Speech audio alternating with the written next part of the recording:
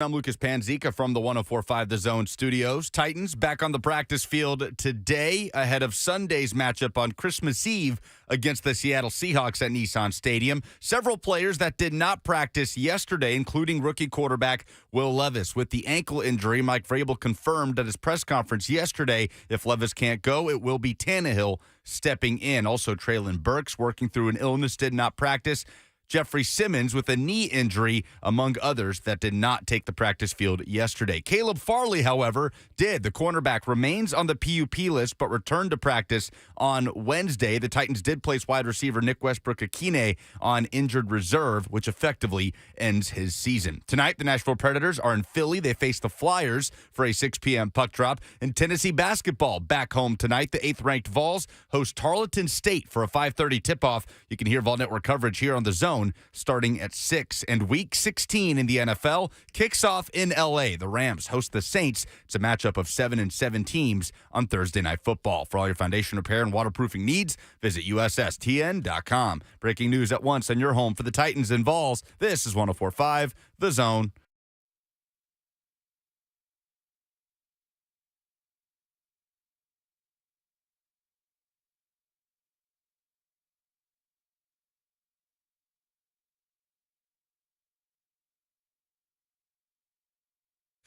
Let's go. It's Thursday. Blaine and Mickey. Happy weekend to you. We've established on this show that our weekend starts now. We just did that. Because we asked Joey Bananas, hey, man, you're the most recent college grad. What was Thursday night? He goes, Thursday night, we were hitting it. It's the weekend. Happy weekend, everybody. But it is happy weekend for you since this is your last day this week. I didn't even think about that. It is my weekend, technically. But I'm going to soldier through these next 2 hours. I'm going to find a way to power through it. I think you actually started last night when you went to the Arkansas State Belmont. How'd that go? Boy, it went well for a while. Then it went well till it didn't. I was watching. I was up by like 30. Well, it wasn't 30. They were up by 11 at one point, and the fighting Casey Alexanders went on a 24-6 run, and that was all she wrote. Hey, man. They hit free throws. They got to the line. They made clutch shots. They always are in your face on defense, and they got their hands on a bunch of basketballs and made a bunch of hustle plays. And, I mean, Belmont is who we thought they were. You know, they went out and they played well. So they took y'all lightly, and then all of a sudden they said, okay, at halftime, we got to play these dudes straight up serious. And like 2 minutes in, one of our best players got hurt. Ball State. And I was talking to Greg Sage, who's, I was talking to Greg Sage, who's sports information director. He said, because a lot of teams don't have a true big at like the level of Arkansas State, and we're one of those teams. Oh, how big is your big? Probably 6. Watch this. How big is your big? Like 6'8", but very. Are we talking about ding dongs? Or are we talking about how big is your tallest player on your team? The tallest player. This dude was about as big around as the pin, too. Oh, my. A-State got a new coach this year, and they got a whole new team. And so they like a really skinny 6'8", but they have a guy who's like 6'6", and at least more of a physical presence. And he dove out of bounds for a ball, ran into the bleachers, and hurt his back and didn't come back in. So they went small after that, and they went toe-to-toe with them for a while. Okay. It was small ball. But they had guys out there like our height? No, not that small. Small in college. Like 6'3", 6'2"? 6'3", 6'4". College basketball now looks so different than it used to. You got all these like skinny athletic guys who are 6'6" to 6'9", and like Blaine always says, but you can't you have to be able to shoot threes. So you got like skinny 6'9" guys who can shoot threes, and they play great defense, are really explosive. They look like bananas. 100% the same except physical like profile. 2 feet taller. Yeah. No, except I mean, they're 6'9", and he's just 6'5"-ish. I wish. Bananas pretty tall. Yeah, old Bananas is he's probably closer to 6'5", I guess. But yeah, it was a fun game to watch. They got up and down the court. And lost in a close one, huh? Lost in a close one. 74-70 was the final. Then we get here today, and we're kind of pre-gaming. We're talking about we're just talking about the show. No, we were talking to Lucas up there, going to leave a 1.5 donut. You guys tell me if this is okay. I go in there. He said, go in there and got some, Country Dream donuts, whatever. And I go in there. I see one donut. Oh, good. I got one. There's a half of one left. His big thumbprint on it after he tore it apart. Yeah. I'm like, there's no way anybody's going to eat that donut. So I come back in here and I go, Lucas, you got to go back and get that donut, man. Nobody's going to touch that thing, man. Watch this. I don't know where your hand's been. Somebody touch that donut, you can see your thumbprint in there. I can get your ID off of that thumbprint. The question is it okay to rip a donut at the office in half with your hands and throw half back? No. That's what he does. No. That's he was what he trying did. to be nice. And Blaine because was like, hey, he's going to save somebody some. So Lucas comes in here, Blaine's like, I saw the donuts you were talking about. It had a thumbprint in it. Like where his thumb had smashed down to rip it open. Yeah, rip them apart, man. It was hilarious. I loved it because he thought he was doing a good deal. Like, you know what? I'll just save somebody half of this when I won't feel bad that I already eaten like 6 of them. The thought was nice. It was. There's like 7 people in the whole building. Like none of us care if he ate 17 donuts. No one cares. It's not like there's 100 people in here today.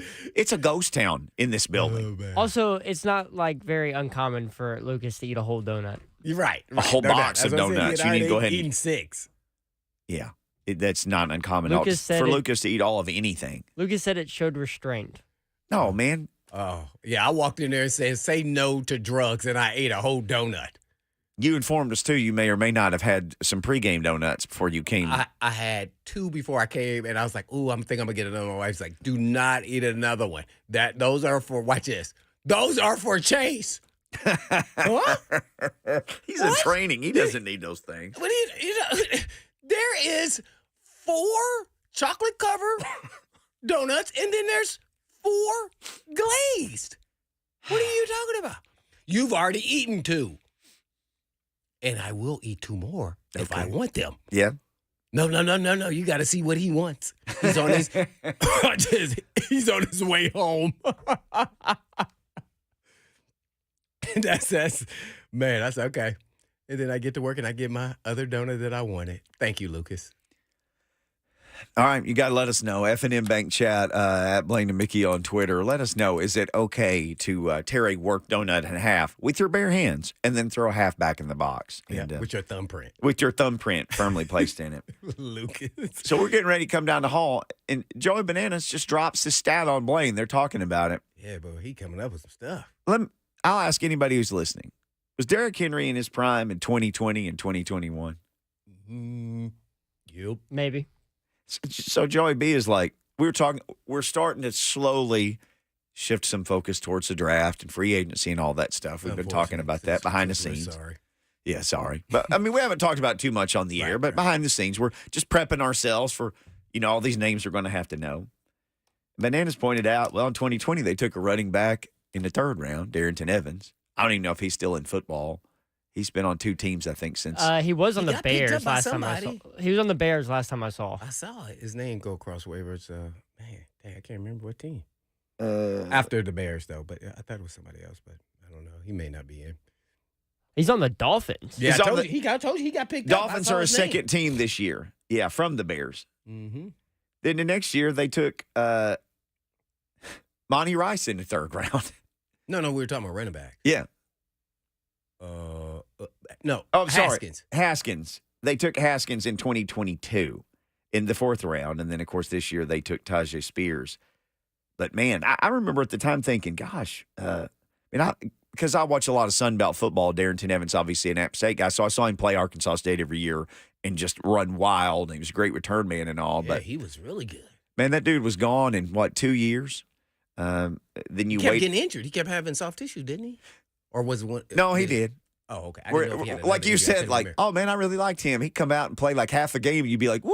Ooh, man, he looks explosive. He'd catch a screen pass or something, get outside, break a tackle, and then it'd be like, where is he in the 3rd quarter? They say, we didn't come back out after halftime. Or, yeah, he hurt his hamstring. Or they say Lucas gave him half that donut. Yep. So he had some soft tissue issues. But, man, 3 running backs in 4 years when you have Derrick Henry on the roster. And meanwhile, you found guys like Deontay Foreman on the scrap heap and just moved on from him. He's still out there getting it done. He's been on the Bears, too. The Bears and the Panthers, right? Mm-hmm. Yeah, 3 years in a row drafting a running back in the top 4 rounds is that is an issue. Yep, that's why JR go bye-bye. Well, and part of this, too, is we were talking about Tyjae Spears, and we all like him as a player. You know, we'll watch the Senior Bowl practices on TV. They were on during our show, and we're watching. We saw him every day. He was showing out there. He was special. Yeah. And if you drafted him and said, hey, man, we're about to give you the ball a whole bunch, he hasn't gotten a whole lot of run. Just that seemed like a luxury pick for a team that was like, yeah, this is for down the road. Even though he's a great player, they haven't used him in the immediate sense. Like, if you're going to take him in the third round, I would have had a lot more for him to do. Well, I mean, to me, to justify that, then Henry may have not been on the team. Yeah. Or maybe they thought that they may be able to trade him. I don't know. I don't know.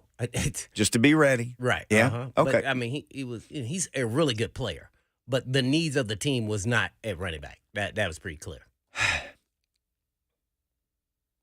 What do you do with him the last 3 games of the season? And maybe this is for like a longer segment in the show, but would you look at Tyjae Spears and say it's going to be, 60% you, 40% Derek, or 65% you, or do you go, no, 50-50, or do you just kind of keep it like it is? For the rest of this year, 3 games. What do you think? I would 100% shift towards him more. And this is nothing against Derek, but as poorly as they're blocking, he's a more immediate runner. Like the ball hits his hands, he can kind of get around the first guy or step Well, around. he hits the hole faster. Let's Yep. just call it a spade to spade. That's never been Derrick Henry's deal. In this line can't hold blocks like that. They're just not good enough. So, I'm going to put myself in Vrabel's shoes since that's what everybody else does. I asked them about Vrabel, and they say, well, this is what's going to happen. No, I asked you what you will do. Mm-hmm. And I think Vrabel has so much respect for the king, and he should, deservingly so. He's going to let the game dictate how much he's going to use one or the other, like he's been doing. I think that's what's happened. I think, out of respect to me, I think that's what I would do for an elite player like Derrick Henry. That's, can't hit the hole as fast as Tyjae Spears because his game isn't built on that. Mm-hmm. So, yeah, I probably would still start off and do the same thing. If I see it's not working, though, I would be able to shift. Mm-hmm. And every game is about adjustments. And I think that's where Vrabel goes wrong, because I think he's really right in everything that he's saying about you must be able to establish the run. Now, you need to do that to keep them honest. But when it's not working, I am not saying now we need to pass the ball. How about let's give the same look with the same player who makes everybody eyeballs watch them, 22, and then play action pass off of them and hopefully set up then to throw right behind the linebackers to help then move the chains. That's another form of keeping tight ends in and block. It's the same effect. So that's where I kind of rubber meets the road, because if you go watch, like most teams that make the playoffs, they can run the football. So that's still an element of the NFL that you still need to be able to do. Now, my philosophy about offense is you need to have multiple ways you can win games. You never pigeonhole yourself into just I'm a running physical football team. I'm a passing football team. You want to be able to have your quarterback show that he can put it on his shoulders and win the game throughout, and we'll throw all over the yard. Now, they don't have the offensive line to do that. So then you say, okay, where can I have mismatches? Where you get mismatches is you bring in 2 tight end sets, and guess what? One of your tight ends is a pass receiving tight end. Chig. People may not forget that he played wide receiver last year in some points and called out cuts and in cuts on cornerbacks and looked pretty smooth. Not to say he's doing the same thing this year, but he seems now to finally start to get in these last 2 or 3 games that he's looking like the kid Chig that we thought he could be. So then I would try to get him in a mismatch with my 2 tight end sets and 2 wide receivers, and now he's the mismatch, or motion down with my D-hop, and then try to come up with ways to get them through scheme open. And that's kind of how I would approach it. And I don't think anybody can match up with Chig that it will be more favorable, more on your side than their side. Either you're going to have a linebacker, or you're going to, and you do it on first down when you got your big number 22 in there. Mm-hmm. And whether that's boot, and you can't boot all day, but you try to set it up, and you then try to play this chess match instead of, checkers, that we're going to do whatever you think we're going to do. We're going to do the opposite. After they kind of dictate how they're playing you. And I think that's where he gets lost in the shuffle. And that's really my only conflict with what he's doing. And I don't know if it's him or Kelly, but I think the offense has been the same. So I have to say it's Vrabel. Yeah. Different coordinators, same results, same philosophy. And I think Kelly kind of, to the other side of this, I think he wants to throw it down the yard, and I'm talking about deep now. Yeah. So you got to know that you don't have the line to do that all the time, especially this last game. So that's really it. And it's inexact science, but there are ways. They're watching film every week, every day, every hour to come up with ways. And I think sometimes you get in the game and you just say, this is what we're going to do, and you're not making adjustments. And, it's just like Belichick didn't forget how to coach, right? But they're not winning. He can make adjustments, but you don't have the Jimmy and the Joes. What do? You try to compensate for what they can't do. Mm-hmm. You don't start saying, well, he can't do this, but we're still going to run it. Yeah. No, you don't. You say, okay, what can we do to help him have success and then help our team have success? So that's kind of it. We were talking about Tajay Spears. And Tajay Spears, actually, we may be at the point where you make it to your point.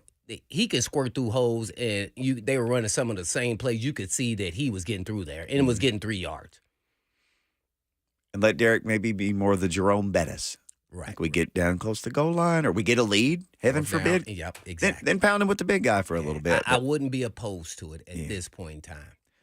I wouldn't be opposed to Buck Reising joining us, and he will do it at this time right after this break. Buck Reising coming up next on Blaine and Mickey, powered by All Four Seasons Garage Doors, when trust matters.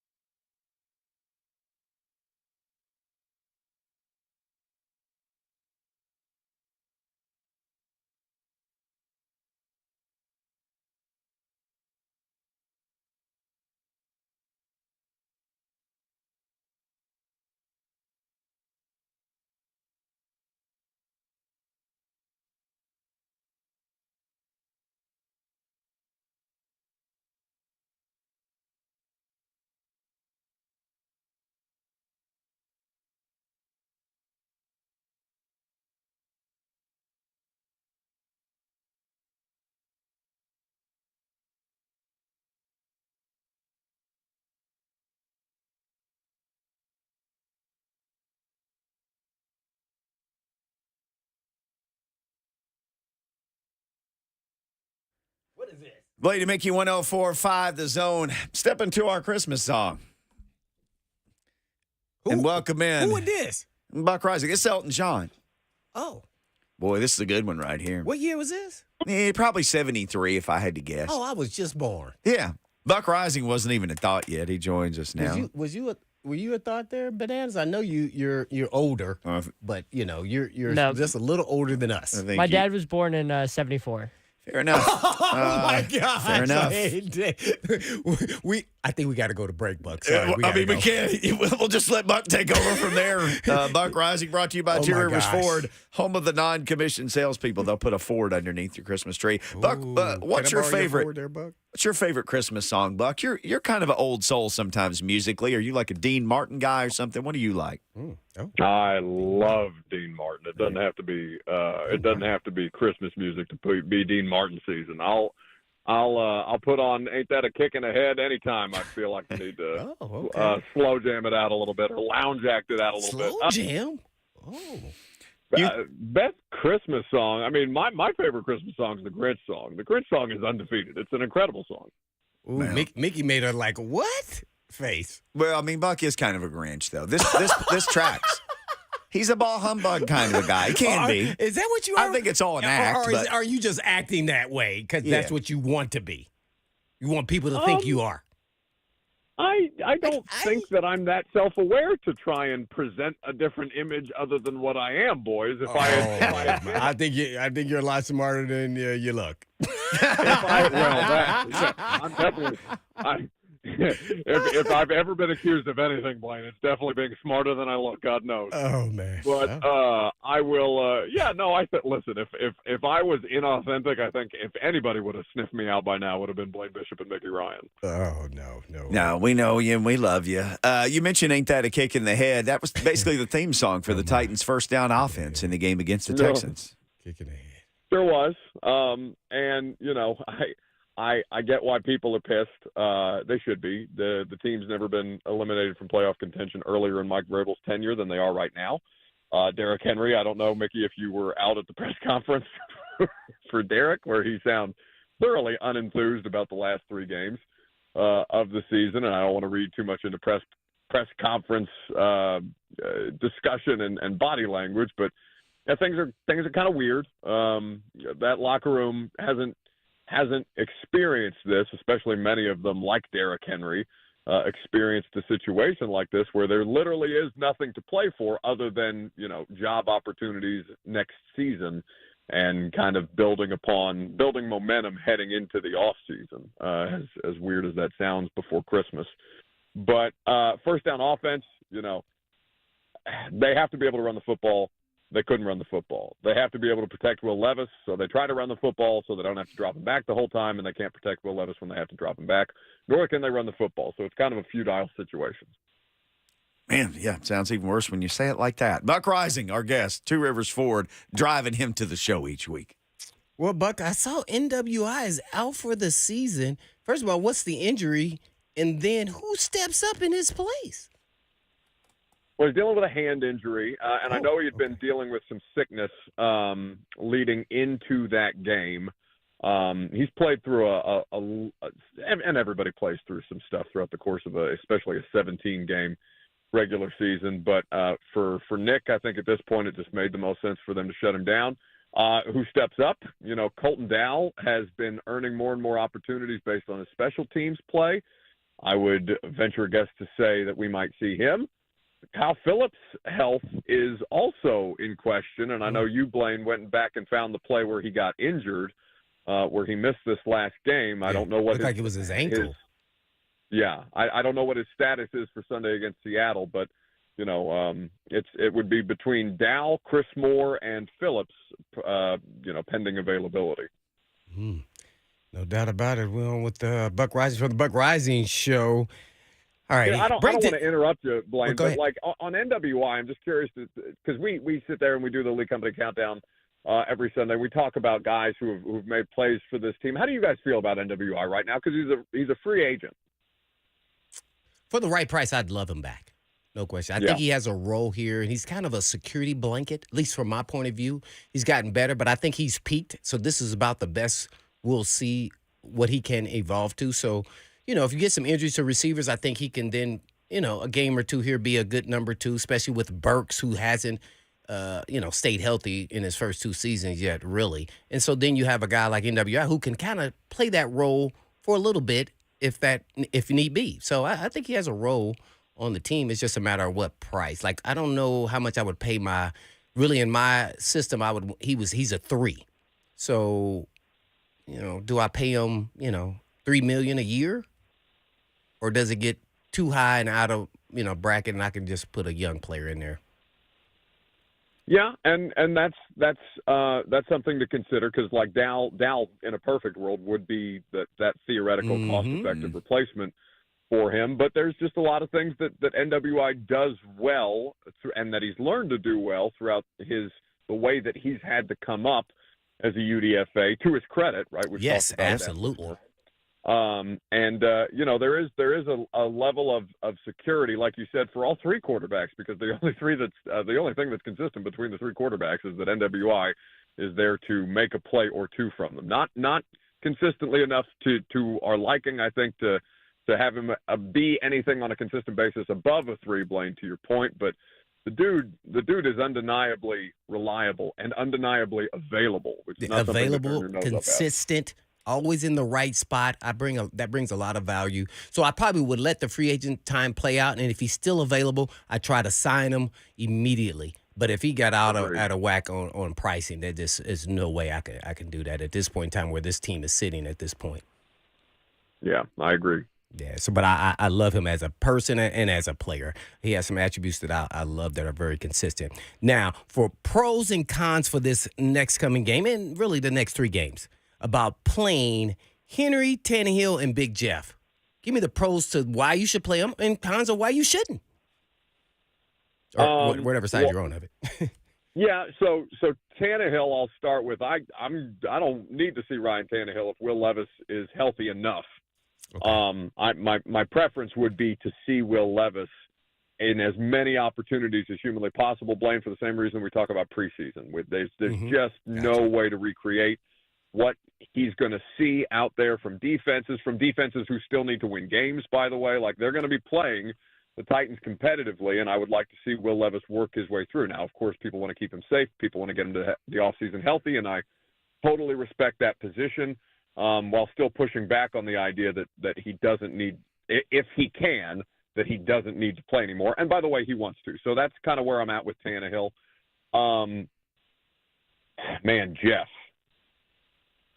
Jeff, I think is if you want to be leader guy, and you're healthy enough to play, then I don't think there's any better way to show it than to be available and to be out there with your teammates to soldier on through these downtimes, right? It's about not being a front runner the way that Mike Vrabel has articulated before, and nobody would accuse Jeff Simmons of that. He wants to travel with the team. He still wants to break the team down before games and stuff like that. So if he wants to do all of the things that come with his role, then part of that is playing in these games. When and if he is available, that of course is pending. Derek is the most available of any of these situations, and he is the case that I would make the least for, that it makes the least amount of sense for, because he is a free agent, and running backs are knocked for their usage, whereas productivity in any other position earns you money. Producing, and just by the nature of that usage as a running back, it appears that it costs you money. Especially if you're going to be 30 in less than a month, I believe, for Derek. He'll want to play. The only reason to play him is to continue to try and further his achievements. Statistically, whether that's for the franchise or otherwise, he's obviously not going to break Eddie's record this year. So, how much merit you want to put into that, I think is variable. But I'd like Derek.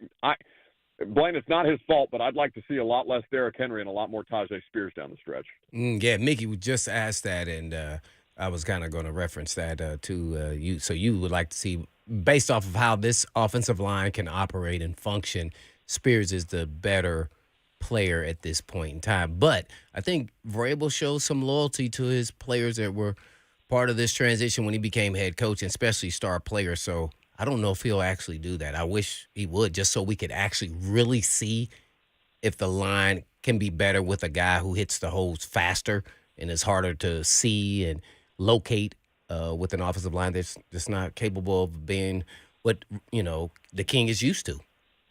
You think he will? I totally agree with that assessment on Vrabel and veterans. I mean, it's why he was as unwilling to take Tannehill out of the lineup. One, because Mike Vrabel has won a lot of games as a head coach because of Derrick Henry and because of Ryan Tannehill, and there is that sense of loyalty, I think, to those guys about that. And if they want to play, then I think he'll provide them the opportunity. But at the same time, you got to make the best decision for the football team. And if the best decision, for example, to win a football game, if Levis can't go, is Ryan Tannehill clearly and obviously over Malik Willis. I don't think we're in the clear and obvious portion of the conversation with Derrick Henry and Tajay Spears, but damned if it doesn't seem that way, Blaine. I mean, it's just so hard for him if he is going to get contacted behind the line of scrimmage half the time, literally half the time. 50% of his touches, he's getting hit behind the line, not even at the line. It's been a bleep show, and the fact that he's still, what is he, fifth in the league in rushing is ridiculous. There you have it. Buck Reising from the Buck Reising Show. At Buck Reising on Twitter for sure. You mentioned Ryan Tannehill being the number 2 quarterback Mike Vrabel had been very adamant in saying, yes, he will take the number 1 snaps and play if Will Levis can't. There's a camp of people out there, Buck, a group of people who said, why not just put Malik Willis out there and let him have these last 3 games? Then you have a 100% clear picture. And why put Tannehill back in ever? And what's it going to choose? And how's it going to help? Where were you in the who should play if Will Levis can't camp? If you want to win a football game, or if you want to give yourself the best chance to win a football game, then it's Ryan Tannehill. That's the way that the coaching staff is going to go about it.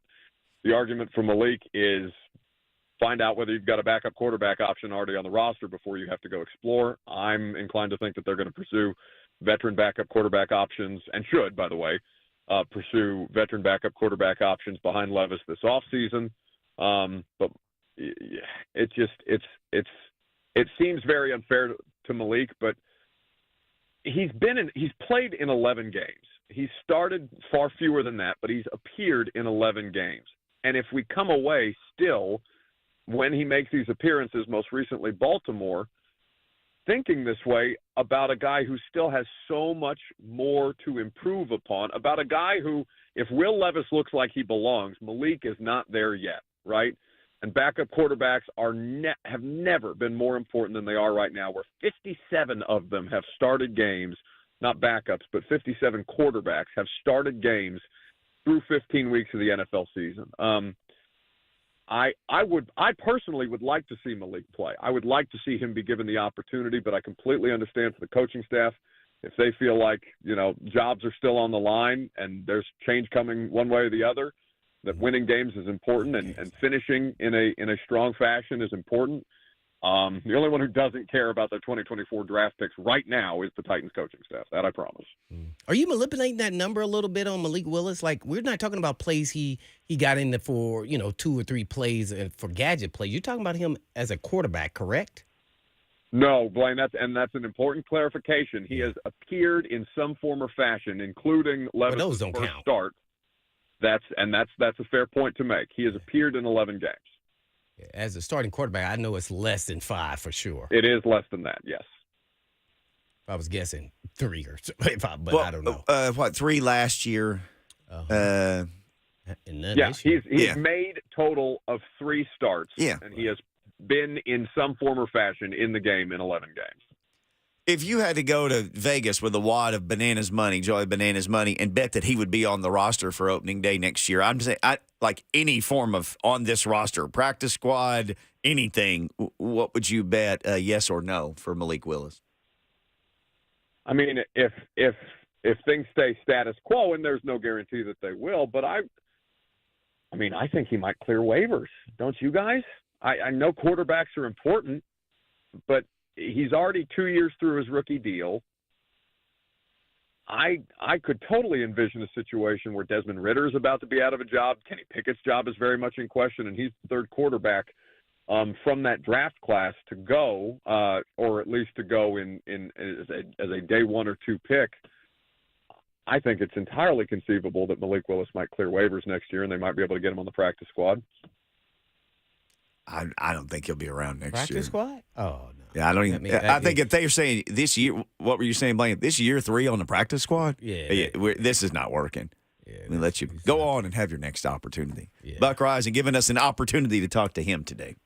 Well, Buck, I think I heard you say something about Vrabel on that this is not his first rodeo. He hasn't forgotten how to coach, which is all true. Neither has Belichick, and he's the best in the business, and he's probably going to be Ganned. What I can say is, though, do you think Vrabel is able to evolve and adjust and change? And I'm going to give you an example. Me and Mickey's talked about it before. When Nick Saban then changed his philosophy on how to play press man-to-man at corner, then started using bell techniques, things that then evolve and change, and he did it the next year. Do you think Vrabel is capable of evolving and changing some of his philosophy, in particular on offense, to then change and be a better head coach? He hasn't done it yet. He hasn't done it yet. So I can't give him the benefit of the doubt. But do you think he will? He hasn't. I think that he is intelligent enough to understand the kind of things that everybody who watches his football team sees, which is that they cannot continue this way and that they are not built to play the style of football that they are currently trying to play. I think he's smart enough. No, I know. I agree with the premise. But then if he's so smart, then why isn't he able to evolve and change and adapt? Not his whole philosophy, but with the actual team he's working with. He doesn't have the team that can do that. I think is a different conversation because not so smart. I like the thing that I have learned from covering the NFL more than anything is that the players matter so much infinitely more than the coaches do. And that's what I'm talking about. If you have a line that is not capable of running your system, then it's up to you then to adapt to what they can do, and don't tell me if I'm the owner what they can't do. Let's do what they can do. So that's my premise. That's the whole point of it all. What can this offensive line group do? They need help, so you need to use 2 tight ends. And they've been playing more 11 personnel as of late, which is a good observation to point out there. They've been playing a lot of 3 wide receiver sets lately, and that doesn't lend itself to the protection of the quarterback. Now, I think, and we've talked about this on the pregame show, that we've seen decent snaps from Radens at times and from Duncan at times. Now, I think the second half of that Houston game wipes away a lot of it, and Skoronski struggling as badly as he did, even before the stinger, is kind of jarring. It's been a tough, I would say, probably about a month of football for Peter as he tries to work his way through this stuff right now. But listen, Blaine, I'm 100% on the same page. This is an adapt or die league, and the greatest coach in the history of football, I don't know who wants to hire him when he becomes available at the end of this season, because it's apparent that Bill Belichick can still coach defense. Whether he's able to adapt to what the CEO role of head coach is right now in today's league is very, very much up for question. And the same should be said of Vrabel. What did Cosell say about Skoronski's play last week? We didn't dive too much into Peter specifically, but he talked about how he did touch on a couple of instances where he struggled to pick up some stunts in games up front, and he didn't know.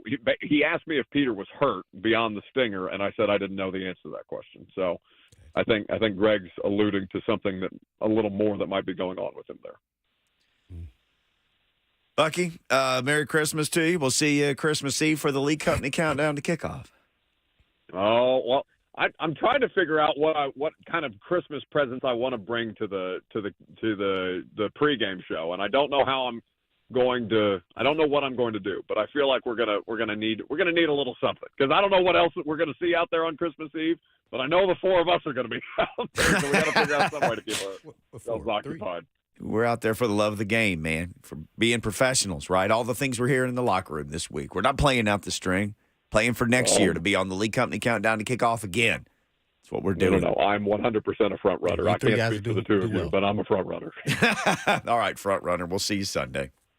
See you, boys. All right, Buck Reising will join us on Christmas Eve. When we come back, Blaine mentioned something in the first segment about being able to do one thing so you can do another thing. And as we have done once again with our ESP, I had written down that question to ask him today. So I'll ask him that question next. Blaine and Mickey, hey, download that Zone app. Just search for 104.5 The Zone in the App Store. You'll be ready to rock and roll with The Zone everywhere you go, all the time, right there on your phone.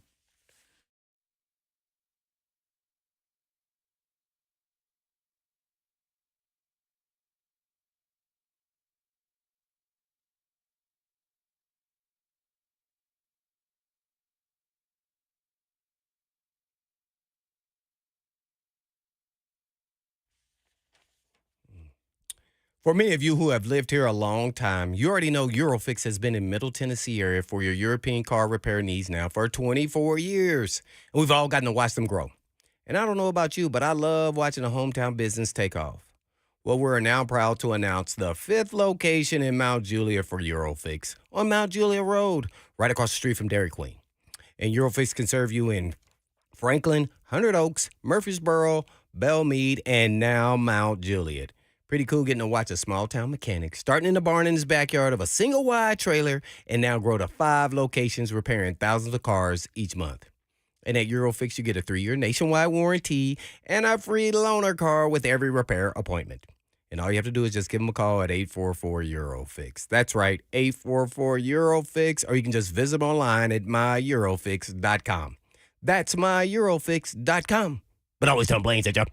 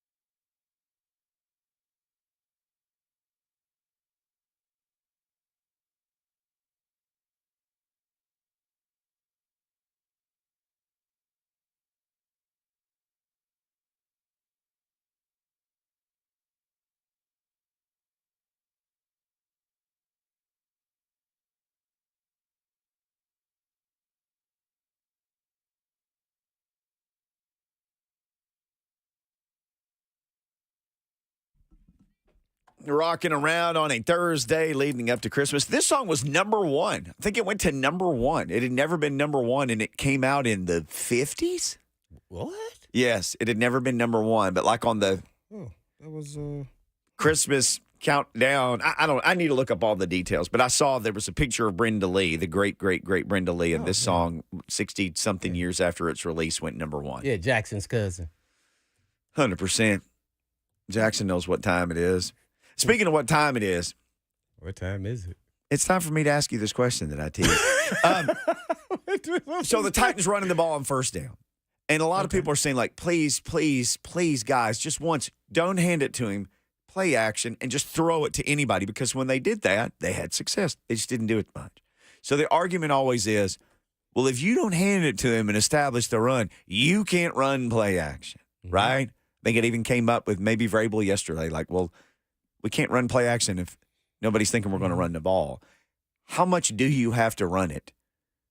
I mean, you were the guy who had to read that or not. How much do they have to run it to keep you honest? They don't have to do it at all. The real story to that, and that's why, I think Vrabel was pulling the wool over people's eyes. I mean, like, going to the game that they're going to try to run the football. So even if you play action, the same reaction by the linebacker is going to be the same, even if he has the ball or not. So he becomes a weapon even if he's not getting yardage. So, I don't agree with that premise of what he just said. You don't have to actually run the ball. They know going in that that's what you want to do. So you can just play action. I mean, use him as the guinea pig. That's why I talk about the chess and checkers. So sometimes it's going to work when you run on first down. But when it stops working, then you use him as the guinea pig. And that's the sucker. Like, oh, fake, nope, we pull back, up now, boom, drop off. So, and sometimes it works and sometimes not. But he was running, it was like, I can't run through that wall, but keep running through that wall. And that became, a little sickening. And I get some of the fans who, those are the same fans that's like run Henry on first down. And then now they're switching. But I'm saying just theoretically, when it wasn't working, maybe now if you pass and then come back to it later, then you run it. Because now they're getting a little loose. So what you're doing is the opposite approach. Let the pass, using him as the guinea pig to set up the run for later. Instead of the run, set up the pass for later. You switch it. But you leave the same guy in there, same personnel, so they think that that's going to happen. And they will react. But see, that never happens. That never happens. You can have that same effect. So, and that's what I'm talking about. He can still get away with his way about playing in this league and to have success. That's his philosophy. And I'm cool with that. It's just that you just reverse it. Let the pass then set up the run. That's why I'm a big proponent of you must be able to learn to beat teams multiple ways or you're pigeonholing yourself into one way. And that never works in the National Football League. And that's what Sunday felt like. Yeah. You can't. And now, some of you could say it's personnel, but you can help them out by doing that. Or you could put Spears in there to everybody's point to just see if you can get 2 or 3 yards. And just changes. I don't know. I mean, it's tough. I'm making it sound like it's easy, but it is not. I am not calling plays. So it's tougher than it seems, but I'm just evaluating over time what we've seen, not just this past game, especially with this offensive line now 2 years in a row not really being the strength of your team, which it has to be to win. I said it all offseason. I thought they should have traded all their big name players. They didn't. So, okay, that's cool. Then they start talking about number 2, our defense is our strength. Nope, can't do that. You should not do that. The strength of this team, based off of his philosophy, not mine, has to be the offensive line. It has to be. The defensive line got to be great, and everything else could fall into play because they haven't played to that level, not consistently. But the offensive line must be the strength of this team if you're talking about being a running football team. And they are not. I don't even know if they're in the top 2 or 3. I mean, they've given up more sacks than they did last year. I mean, I'm about to go run into that wall right there. None of us would have ever I thought would that. have never said that. All right, I think we got a whole nother hour of this coming up. We'll get to that next. Chelsa Messenger coming up in about 20 minutes with all your best Christmas bets and more headlines next on Blaine and Mickey.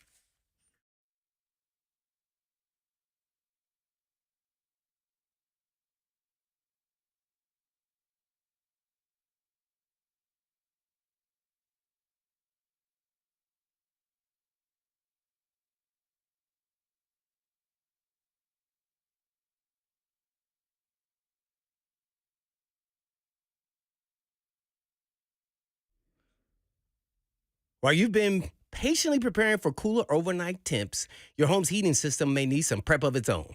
That's where my friends at Cool Ray can come in. They're hard at work preparing thousands of Tennessee residents for the cool down with a $49 furnace tune-up. So think of your furnace tune-up like maintenance on your car. We all know that can go wrong, right? So don't neglect it, right? And if this is the year you finally need to fully replace your home's heating and cooling system, Cool Ray is armed and ready with same-day or next-day installation available on brand-new Tempstar home comfort systems. Plus, they boost the 10-year parts and labor warranty on the new unit. And with the holiday just around the corner, remember some important holiday tips from your friends at Cool Ray. Don't put a live or artificial tree near a heating vent, and to keep your family and home safe during the holidays. So schedule your $49 tune-up or any other heating, cooling, plumbing, or electrical related by visiting coolray.com. No phone call, no wait, no worries. You pick the date and time that works for you. That's coolray.com.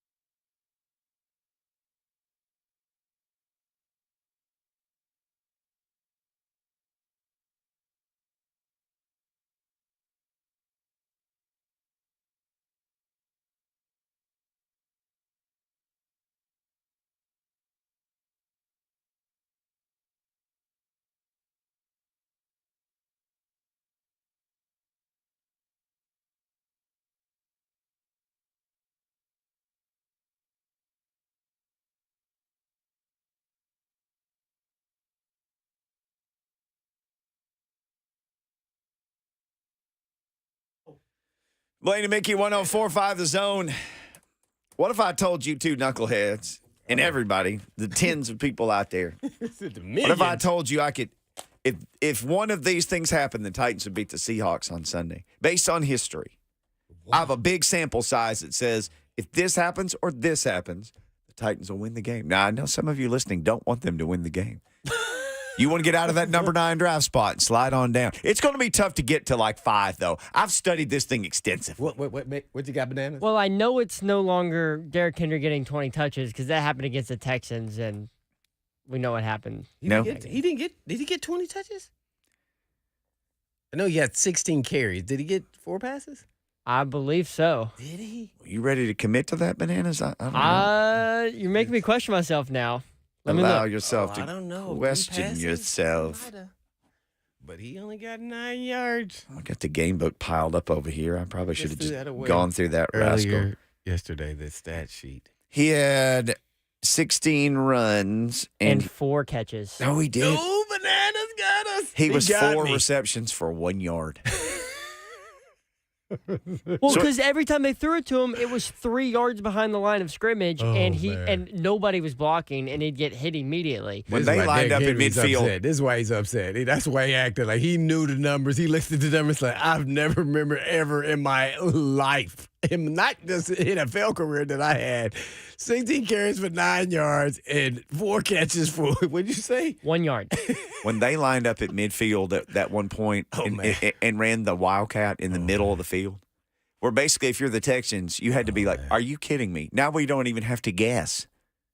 All we have to do is run by the guy in front of us and hit him. There's not even a layer of any mystery of what's going to happen. That game specifically was so frustrating because it's like they walked up to a brick wall and they just started headbutting it, thinking that they could break it down. And then they took a break, halftime, and then in the second half they walked up to the brick wall and started doing it again. Tim Kelly said today, I wouldn't say it was banging your head against a brick wall. I have that in quotes from his notes false, today. Because it was. We saw it. We saw it. How do you not watch that game?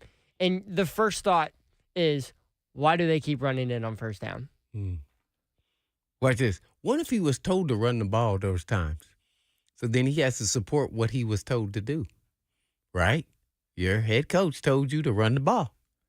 He may not told you what plays to run, but you ran the ball. So then you think he then's going to speak out against what his head coach told him to do? No, I think he's got to sit there and read his notes before he comes out and meets the press and goes, okay, how can I say that I agreed with this?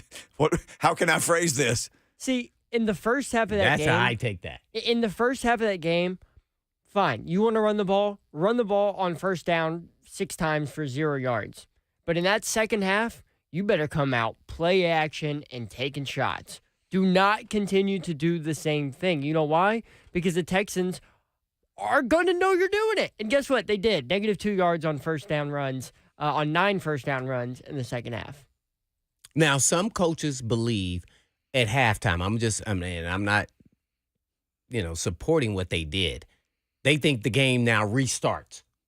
That's what they think. No matter what happened the first half.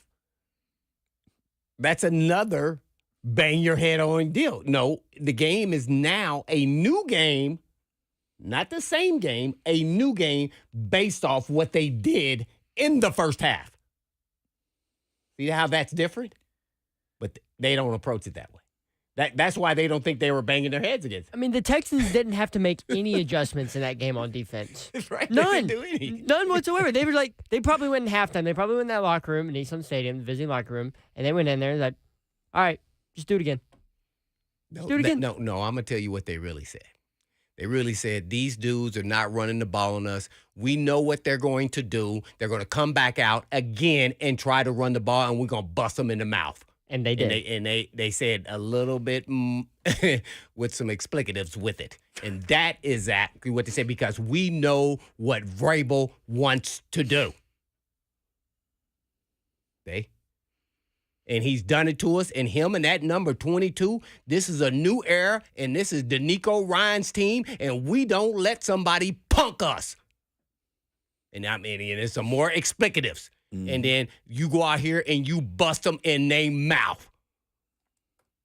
That's how it works. And they did exactly what they thought they would do. And that's where I come in with the chess versus checkers.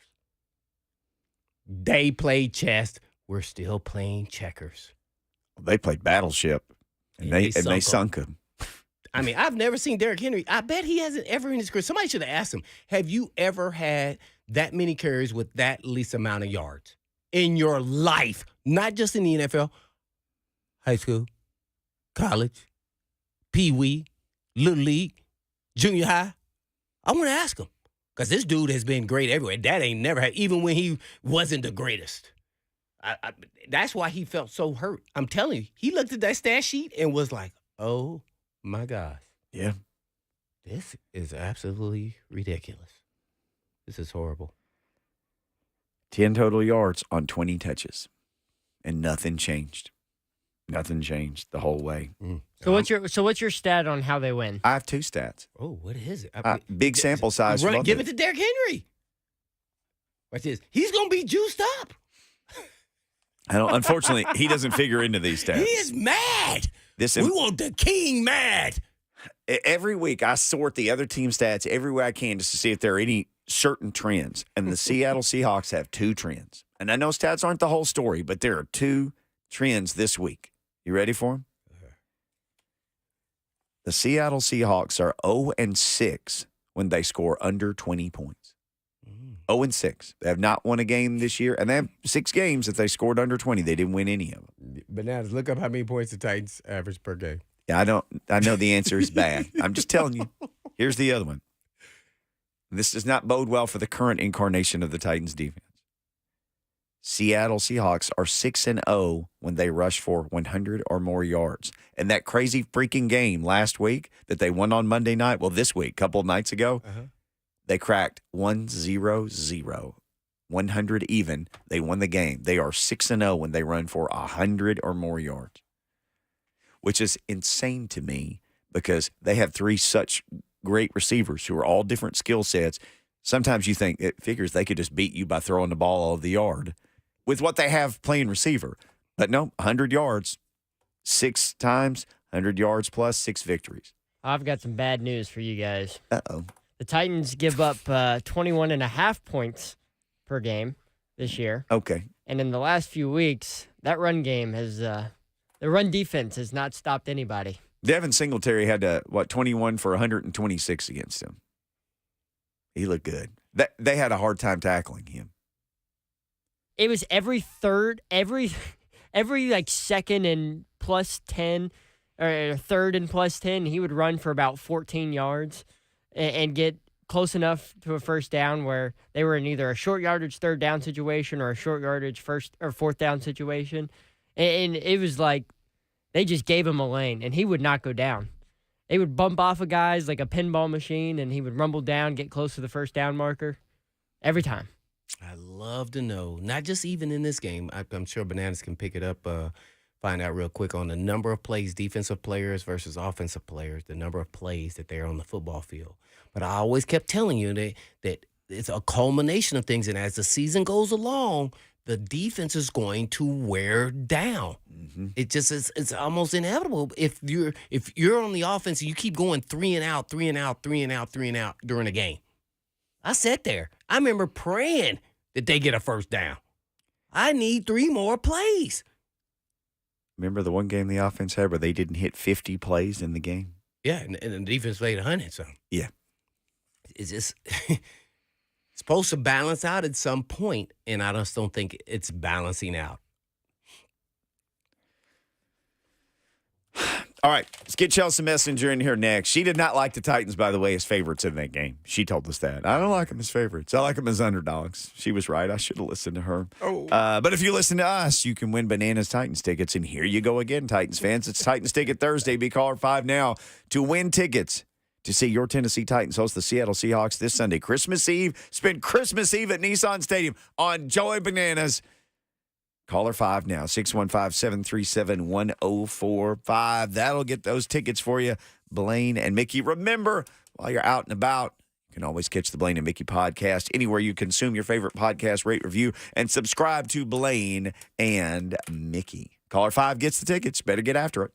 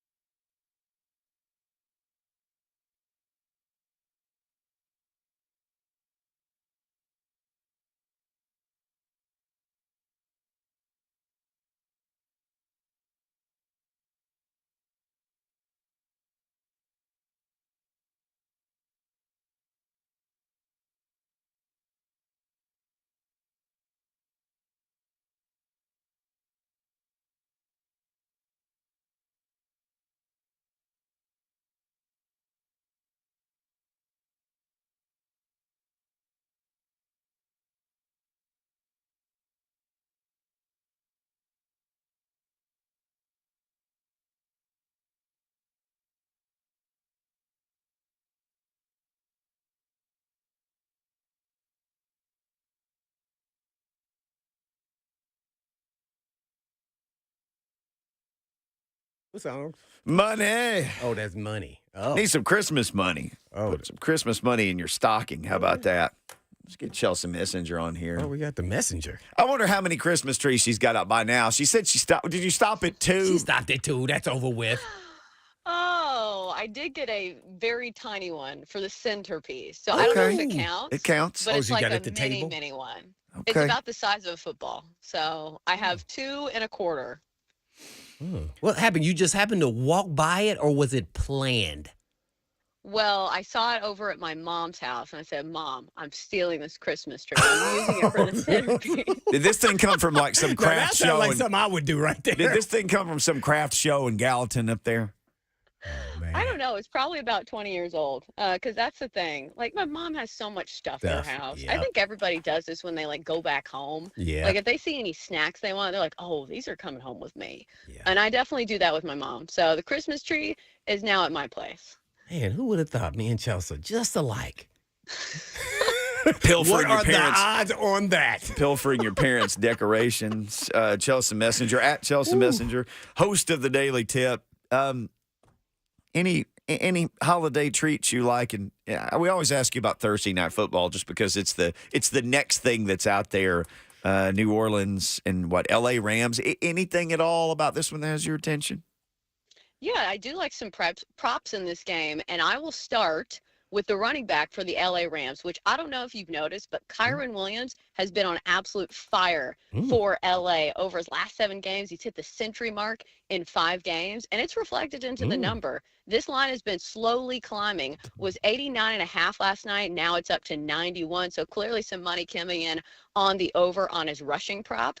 But this is the thing. It's been matchup proof. It doesn't matter the competition. He has been pretty efficient and rumbling for some big yardage totals, even against some of the best run defenses in the NFL. He did it against the Browns, had 88 yards there, went over the century mark against the Ravens. That's one of the better run defenses as well. And then you look at the Saints tonight. Their weakness, I wouldn't say it's a weakness, but their strength is more their pass coverage. They're a little weaker when it comes to stopping the run. And if you do think the Rams are winning, like this line indicates, he's going to get plenty of carries. So I do like Kyron Williams over his rushing prop of 91.5 tonight for -115 over at BetMGM. Anybody on the Saints side you like? Maybe a former Tennessee running back? What's he going to do? Kamara.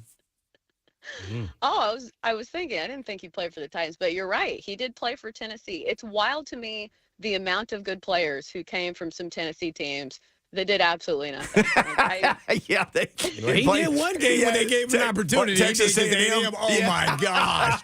That was I a like, lifetime worth of stats. whoa, what the heck? Who is this dude? But listen, I know how that feels. I went to NC State, and do you know how many quarterbacks we put in the NFL? And do you know the type of bowl games we go to?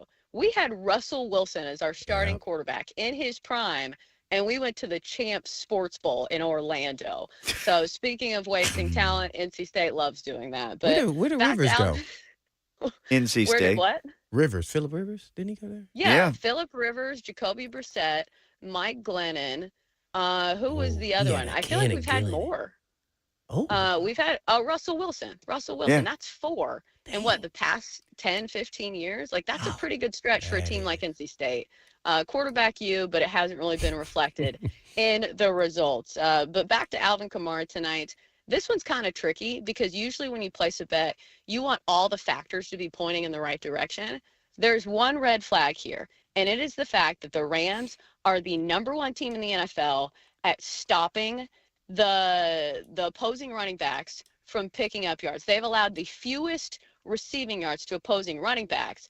But Alvin Kamara is not your run-of-the-mill running back when it comes to catching passes. He is a Swiss Army knife. I think the opportunity is going to be there because of the matchup. You get a really low number on Alvin Kamara. Tonight, his receiving prop is 29.5 yards. He has hit this in 9 of 11 games. He has been targeted like a wide receiver in some of these games. He has had 14 targets in 2 games this year. He's had 9. He's had 8 targets in some of these matchups. I think we see some dump-offs from Derek Carr in this one. No matter what the game script is, I think you got to use him, especially since Michael Thomas on the injured reserve now. That's one receiver you're down. I think they use Alvin Kamara. So I'll go over his receiving prop, 29.5. Chelsa Messenger at Chelsa Messenger on Twitter. Follow her there. Well, Chelsea, I want to go back and only to the Titans game. What came to fruition through your world with the Titans-Texans game? Can you recall? Oh, we knew this was coming, right? Mm-hmm. Didn't we talk about this last week? The Yes. Texans always play us tough. It doesn't seem to matter who's the quarterback, even though I did think it was going to be Davis Mills. And then you saw Case Keenum, and you're like, oh, well, maybe we'll get this one. No. But at this point in the season, aren't we trying for draft picks? The only thing that stinks is you don't want Will Levis to get hurt. I really like what I've seen from him. I do think that our future is somewhat bright. Like, look at the quarterbacks in the AFC South. I feel like in a few years, if Anthony Richardson is healthy, this is going to be one of the better divisions when it comes to young quarterbacks. Will Levis, if he turns out, C.J. Stroud, Anthony Richardson, Trevor Lawrence. Like, that's a pretty good crop of young quarterbacks, which is not a good thing for our Titans, but it will be fun to watch. So what do you have for us in the Seahawks-Titans game? Yeah, I think this is my theory, and I hope it is correct. I think the Titans will continue to feed Tyjae Spears a little more than we've seen earlier on in the season. His rushing prop, 27.5 this week. I feel like if they're smart, you try to save some wear and tear on Derrick Henry, and you give Tyjae Spears some reps here. So that's my theory. We'll see if it proves correct. It does feel like that's been the play each of the last 2 weeks. That's a play there. And then the other trend going against the Titans is in the middle of the field. Their secondary has been a little weak. We saw it last week with Noah Brown. I'll go with DK Metcalf this week. He is pretty much matchup proof against just about any secondary, but in the middle of the field, we know he is fully capable of ripping off some of those big yardage plays. I'm going to go over 63.5 receiving yards for DK Metcalf. Noah Brown hit this last week for the Texans with Case Keenum as his quarterback. I feel like this number is very gettable for DK Metcalf. I am so desperate, so please help me out here.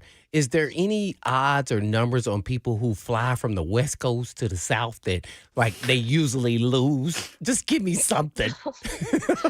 Oh, you mean hoping that the Titans win this game? Yes. Yeah, Well, the Titans optimism. always win games that they have no business winning. So doesn't that seem like that? And you could say that the Seahawks are coming off a very emotional Huge high. win. Like if this was a college game, you would look at it as a fall flat spot. The letdown spot that we see in college football.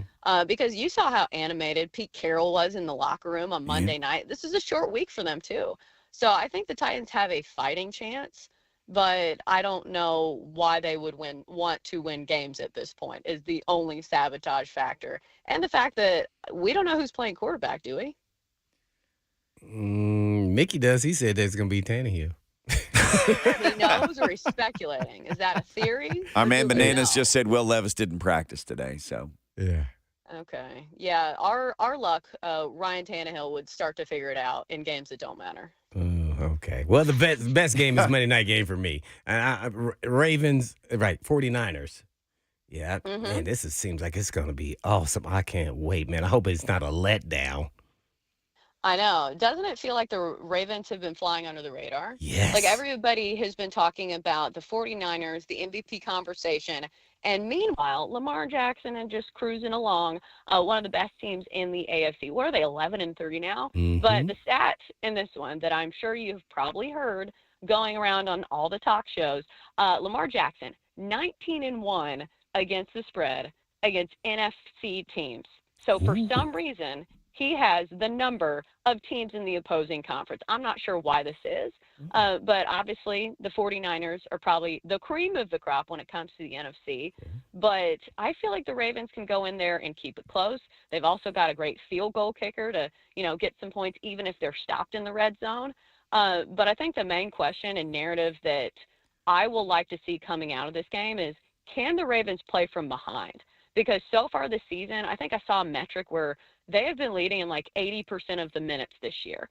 So I think it's probably not going to be the case. This will be a great measuring stick game for the Baltimore Ravens. But I will take the 5 points with Baltimore. We have seen this line steadily climbing down all week long. It opened at 5.5. Now it's down to 4.5 in some places. If you can still find a 5, I'll take that 5. I'll take the team that nobody is talking about, at least enough for a team that is the top dog in the AFC. Let's go Ravens +5. Oh, there you have it. Host of the Daily Tip with BetMGM, Chelsa Messinger. So everybody got all hopped up on the Cowboys, and the Bills hopped all over the Cowboys. So where are you on the Cowboys this week? Because they got the Dolphins, and that ought to be a heck of a fun matchup. Yeah, here's the stat to know in the Cowboys and Dolphins matchup. The Cowboys are 12-1 against the spread coming off a loss since the year 2020. That's a pretty big sample size. And I'm trying to figure out why this is. I don't know if it's because they are such a national brand that when they lose a game, it almost feels like the market comes crashing down because everybody thinks the sky is falling. You know, if they lose a game, that's all you hear about on all the national talk shows. So I will take the Cowboys here. It's not my favorite play of the week, but also you've got to monitor some of the injuries when it comes to the offensive line for the Dolphins. Today, their right guard and their right tackle did not practice. Not a great matchup when going against Micah Parsons and company. And plus, if you want to get the ball down the field, your offensive line has to be good. It doesn't matter how great your receivers are and how fast they are. If you don't have time to throw it, those plays are negated. So I'll take the Cowboys here, getting the points, and lean on that one stat. Cowboys coming off a loss. Okay, just out of sheer morbid curiosity, there were like 18 people who saw the Panthers beat the Falcons last week. Dare I say it? Can the Panthers, as 4.5-point dogs, can they beat the Packers? Get a 2-game home win streak? Are you ready to proclaim that, Chelsa?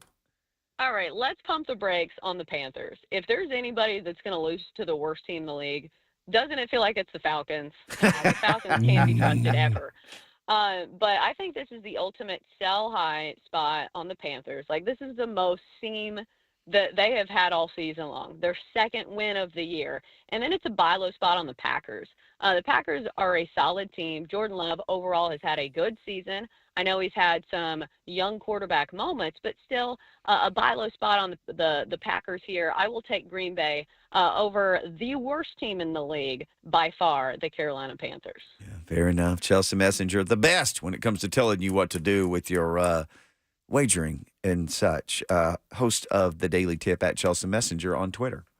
Well, Chelsa, give us your best bets here to make sure we get everybody on the right track to make some moolah. Man, those were my best bets. All of them were your best bets? Or any other futures or, the parlays or anything? Oh, I've got a fun one. How about the Bills to win the AFC East at 2-1? I think the Bills have been the team that has caught fire down the stretch. I think we all can recognize that. And usually there's a team like this in the NFL.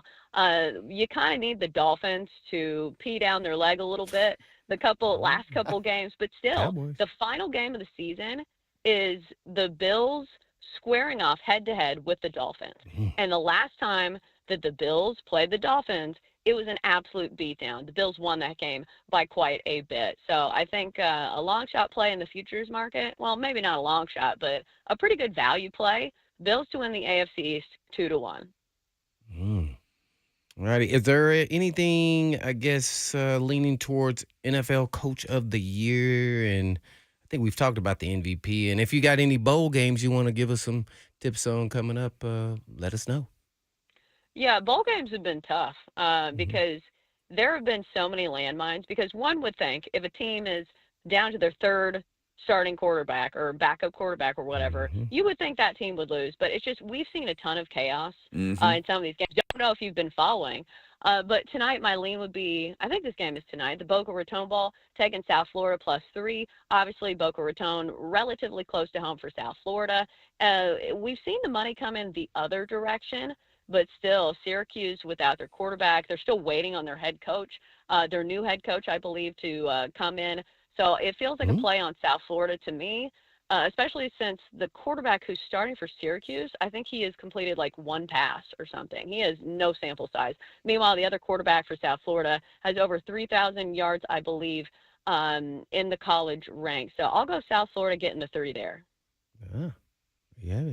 Chelsa Messinger, host of the Daily Tip. Okay, I just have one more for you because I saw you tweet about this. There's 5 NBA games and 3 NFL games on Christmas. Do you have some nutty, like, cross-sport parlay or teaser some web that you're weaving through all these games, Chelsa? Ooh, I think I'm just going to be on the Ravens. That is my Christmas Day play of the day. No. I will probably bet some kind of parlay, but it's not going to be educated. Okay. Like, I don't want to come on here and give bets that don't have any reasoning behind them. But I will be on the Ravens. That is the big game for me. I will be watching the NBA, but we'll see if they take these games as seriously as they have the in-season tournaments. I will say I'm a big fan of the in-season tournament. Oh. I like the motivation that we've seen. Uh-huh. It's nice, a nice change up from the regular season where we don't ever know who's playing. But I will be watching a lot of games, but the only one I have a considerable amount on will be the Ravens. Fair enough. Your Christmas gift to yourself is to not have to worry about your bets all day. I get it. Tell people all the great places that they can find you and consume all of your fantastic content. Yeah, you can find me on Twitter at Chelsa Messinger. You can download The Daily Tip. Wherever you find your podcast, just search The Daily Tip or BetMGM. Usually the first one that pops up. And I was listening to the show earlier. Who leaves a half-eaten donut at work? Come on, man. Lucas That's Panzica. disgusting. Oh, at least use a knife. If you're gonna cut it in half. Thumbprint. Thanks Chelsea, for having me. Merry Christmas. Yes, ma'am. Always great catching up with Chelsa Messenger each and every week at this time. And always check out the Daily Tip. Entertaining stuff, very educational. All right, we come back. Who did, who didn't practice today for the Titans on Thursday? Because they got a game in a few days. We'll tell you all about it next.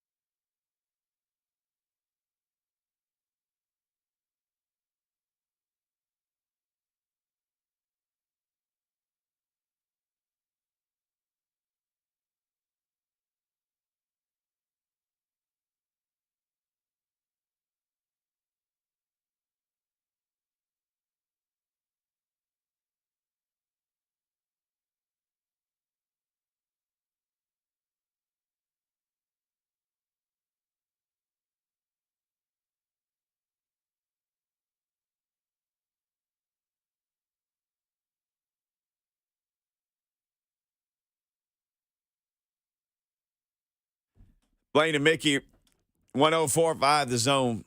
Having a good time. This was not a good time. Bananas got in the spaceship and flew back in time and I'm dead. brought up Blaine's worst nightmare, which was the 1994 season. If you ever want to hear about something bad, ask Blaine what 1994 was like in the NFL, because the year before they made the playoffs and lost to Joe Montana, and Bud Adams told them, "Hey man, if y'all don't make the Super Bowl, I'm going to get rid of everybody." So the next year he did, and so Hall of Famers. I'm a dumb rookie. I was like, "Oh, Me too. I'm gonna get cut." No, What's going he's on like, here, "Hey man?" Blaine, but what you're making right now, you're safe."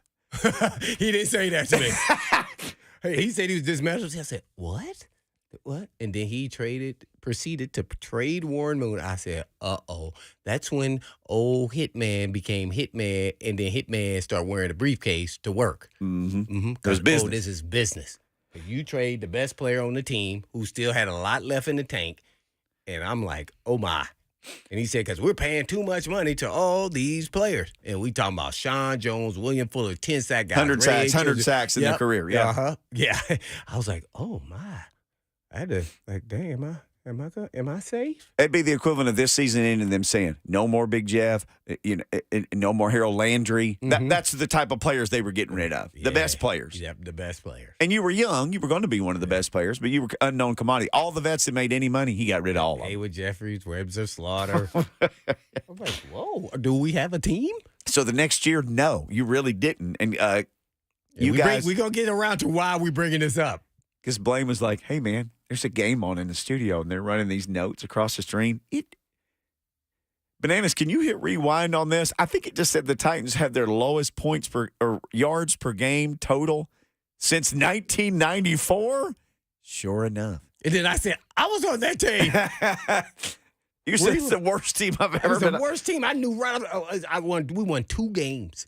Titans It are was painful. Titans are averaging 293.7 points per game. That's the lowest since that team. They won 2 games.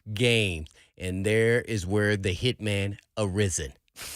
I hated losing, and I was getting chapped all over the place.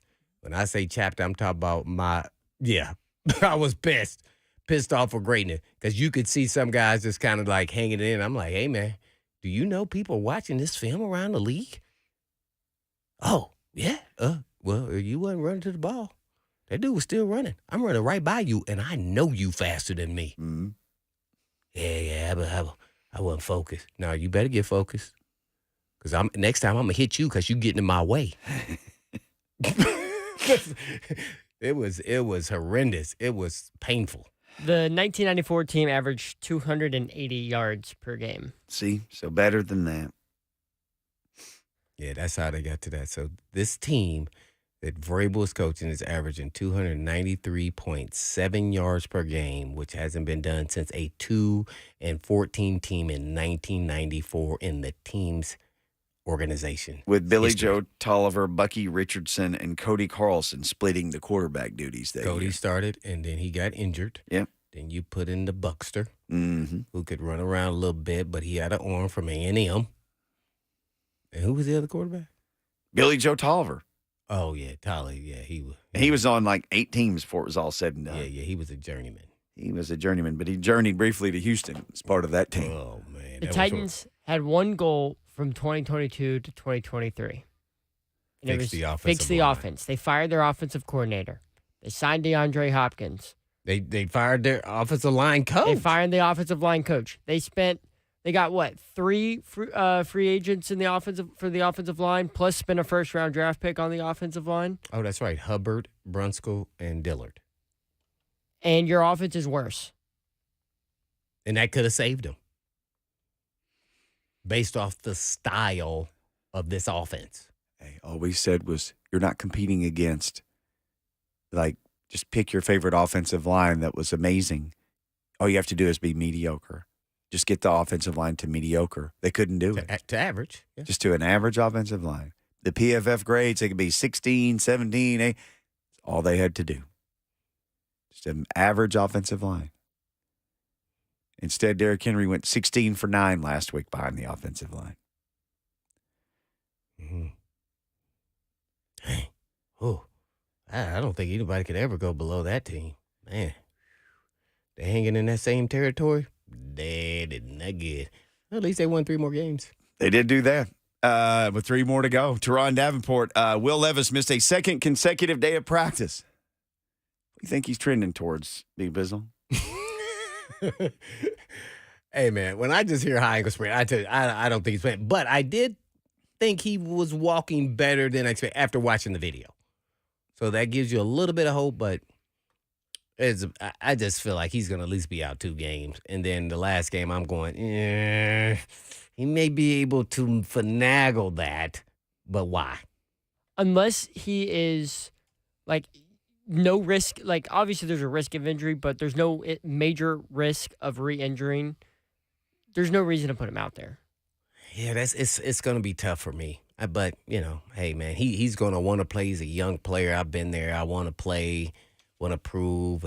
But what happens is your body is so well conditioned, you start compensating and you hurt something else, not the actual injury. And that would be my concern.